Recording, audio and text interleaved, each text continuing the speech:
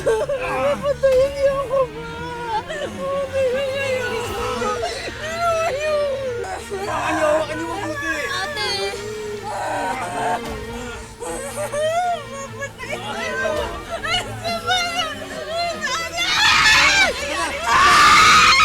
Ano ba nangyayari dito?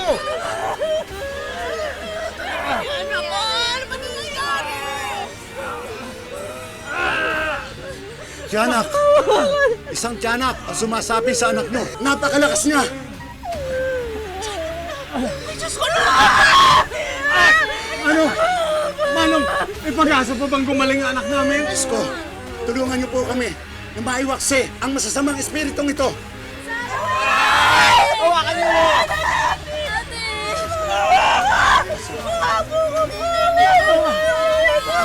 Patayin! Patayin niyo ako, mama! Hindi ka papatulog! Patayin niyo ako! Hindi ka papatulog!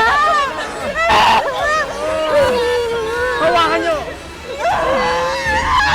Hawakan niyo siya! Kailangan nating malinis ang kanyang kaluluwa! Lumayo ka dyan! Hawakan niyo siya! Kailangan malinis ang kanyang kaluluwa!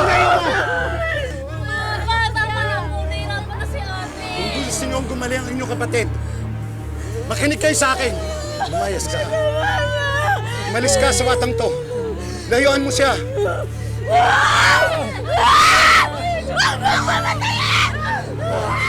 Umalis ka! Sa ngalan ng Ama, ng Anak, ng Espiritu Santo, layuan mo siya! Lumayo ka! Layuan mo siya! Gagaling mo siya!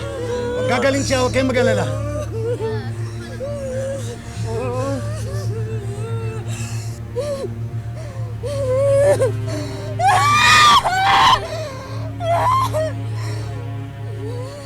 Franklin, ilan lahat ang anak ninyo ng misis mo? 10. 10. Ilan ang pinaampun nyo dyan sa 10 yan? 5. 5. Bakit yung 5, iniwan ninyo sa inyo? Dahil po may mga diferensya po sila, may mga ano. May mga ano po sila, may mga kapansanan po yung 4. Oo. Yung 5 naman po ay kinuha po ng mga kapatid niya. Ikaw, Junie, saan ka? Malapit lang po ako sa kanila, sa bahay nila. Oo. Hindi, ibig Pero sabihin, lumaki po ako sa lola ko. ano-ano ba ang mga karamdaman o kondisyon no, ng mga iba mong kapatid? Yung Junie? kapatid ko po, yung si Dennis po, inborn po yun, Tita Mel. No, hindi po siya nakakapagsalita. Pangalawa po, yun si Janet po, yung nagkaroon po siya ng epilepsy. Tsaka naman si Sarah G naman po. Ang akala namin, ano lang po siya, yung parang sinaniban. Yung parang sinapian po siya. Oo. Pinagamot po namin siya sa albularyo. Tapos? Tapos yun si, si Joanne naman po, ay mahina po yung mag-intindi. Pero yung bunso ninyo, Yung bunso po namin, si, ano pangalan? si Lizelle. Oo, Lizelle. Nakapag-aral naman po yun, Tita Mel. Okay. Wala siyang karamdaman? Wala naman po. Oo. Joanne, ako na magsusukli. Amin na. Amin na, dali. Bakit? Eh, tama naman yung sukli ko ah. 20, di ba? Paano naging tama yon? 4 na biko, 40, di ba? 50 binayad sa'yo, pero 20 binigay mo. Eh di sobra sukli mo ng 10. Naku, Joanne, malulugi tayo nito. Sorry naman. Alam mo naman, may pagka-slow ako. Biko! Biko kayo dyan! Pabili nga, magkano yan? 10 po. Ilan po? Salang na. Sige po. Naku, huwag mong kainin yan. Baka naman ikaw ay sugo sa albularyo. Ha, bakit? Ano meron dito? Ang sarap nga ng biko. Naku, hindi mo ba alam?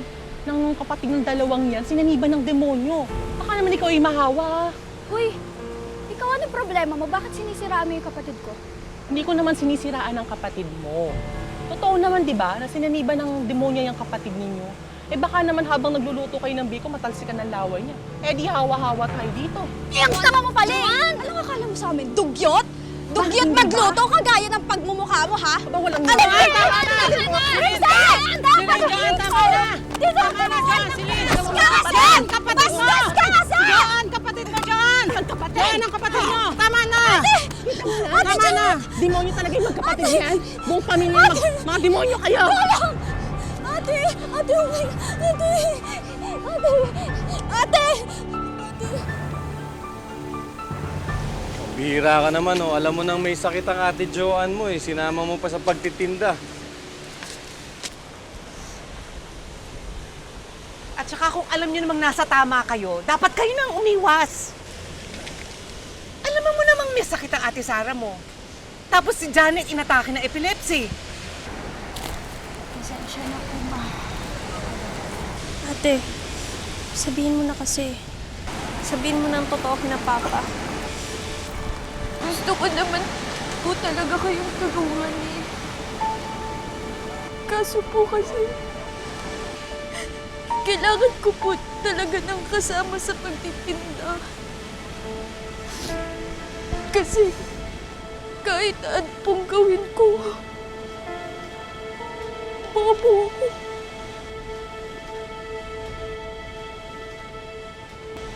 Bobo ako.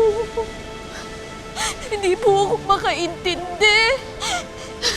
Hindi ako makasukli ng tama. Kaya nga po, tama lang po na pinahinto niyo po ako sa pag-aaral eh. Kasi bobo ako.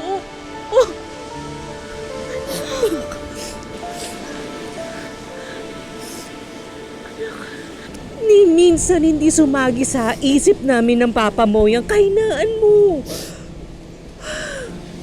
Sapat lang yung pera ko. Hindi ako nanghihinayang na tustusan ko yung mga pag-aaral ninyo magkakapatid. Kaya kung sino man ang may kasalanan dito, ako yun. Hindi obligasyon ng mga anak na buhay ng mga magulang nila.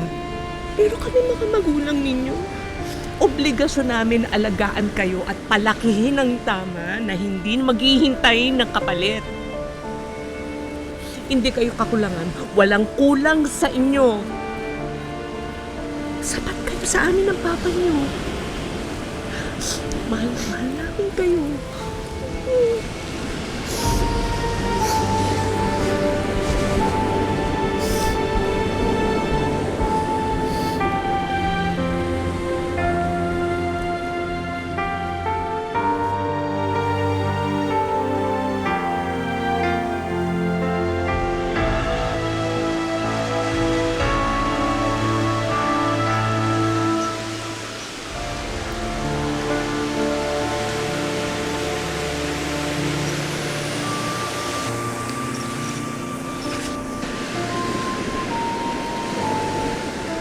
Alam mo na pag-isip-isip ko yan. Kasalanan ko lahat to. Kung bakit tumama yung mga anak natin.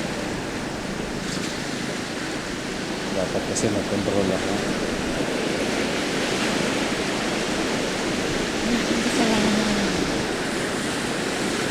Biyaya galing sa Diyos sa mga anak natin. Yung iba dyan, kahit gusto magkaanak, hindi nabibiyayaan.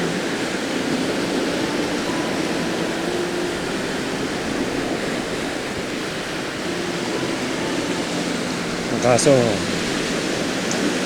ito naman kayang panindigan.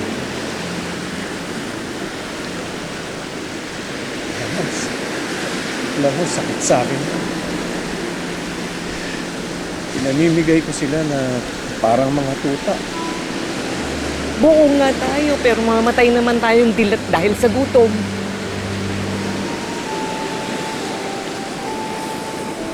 Yung natira sa atin, yun ang pagsikapan natin itaguyod.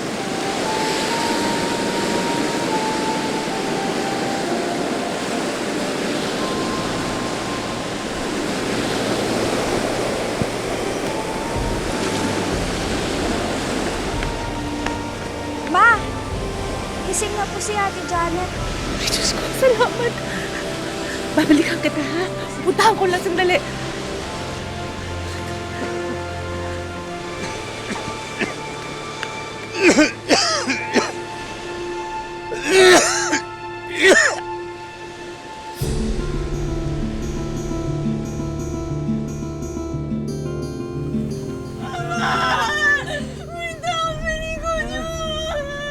Wala naman eh. Kami lang to ng papa mo. Papatayin niya ako. Hindi, nandito kami. Hindi namin pababayaan. Sara, walang ibang tao dito. Walang may gustong pumatay sa'yo. Gusto mo akong patayin! Ngayon! Gusto mo akong patayin! Gusto mo akong patayin! Tumawag ka na ng tricycle. Dali, dadala natin sa albularyo.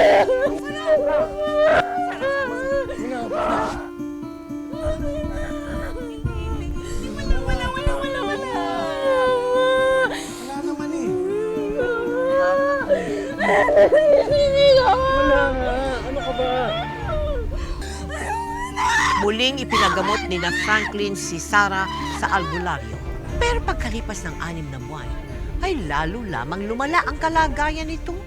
Hanggang sa magkaroon ng isang medical mission sa kanilang lugar at noon lang nila nabatid na may kondisyon pala ito na kung tawagin ay schizophrenia. Hindi totoong sinasaniban ng masamang espiritu si Sarah. Siya ay may schizophrenia.